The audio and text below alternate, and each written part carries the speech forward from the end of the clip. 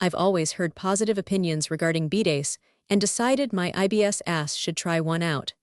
I bought one with a heated water option because I'm not a sociopath that requires a hookup to a hot water pipe from a nearby sink. When it arrived, I asked my sister to assist me in the installation and troubleshooting process. And now, an inspirational horror story.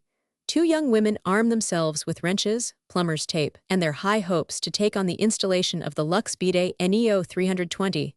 40 short minutes and several high fives later, the bidet is installed. The time for testing is now. The path to cleanliness is clear. Victim #1 approaches the porcelain throne. Innocent, blameless, naive. She sits upon the throne as her cohort sends her support through the door. Victim #1 holds her breath and turns on the bidet. The air in Victim #1 lungs explodes out of her in a yelp born of icy violation. Low even with the handle cranked all the way to hot, the water can only be described as Arctic. To add more trauma to her experience, the force with which said water makes contact with Victim #1 precious derriere is that of a fire hose. The mighty barrier has been breached. The one-way orifice has been violated.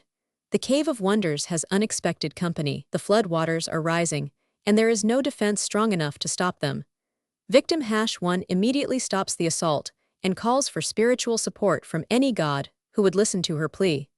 Victim #2 listens in horror to the testimony of Victim #1, not quite understanding the gravity of the situation.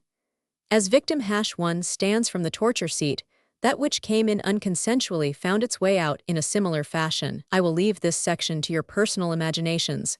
It is now time for Victim #2 to experience the Arctic blast. Taking the advice of her predecessor, Victim #2 ever so delicately pulled the handle.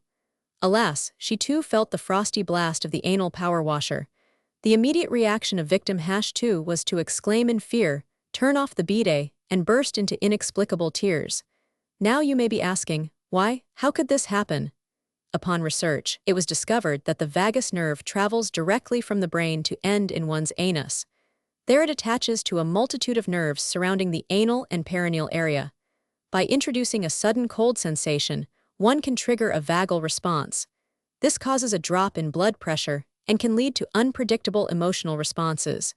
Victim #2, weeping and confused from frigid violation, exits the bathroom as a new human. Gone is the innocent young girl. Here stands a woman who has seen war. Victim #1 and #2 assess the bidet to find what may be causing the lack of warm water that was promised.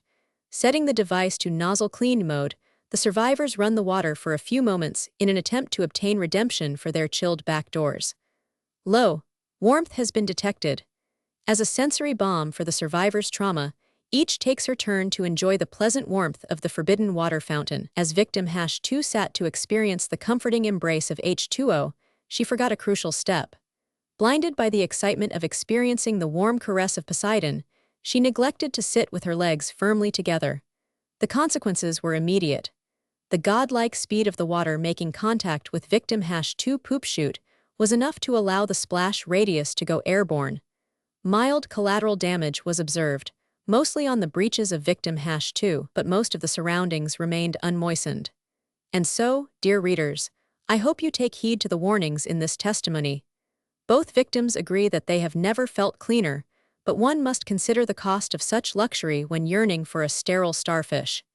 Dr. Sister and I installed and tried out my new bidet with a heated water function. We were not adequately prepared for the fact that the warm water isn't instantaneous, and the water pressure is that of a power washer.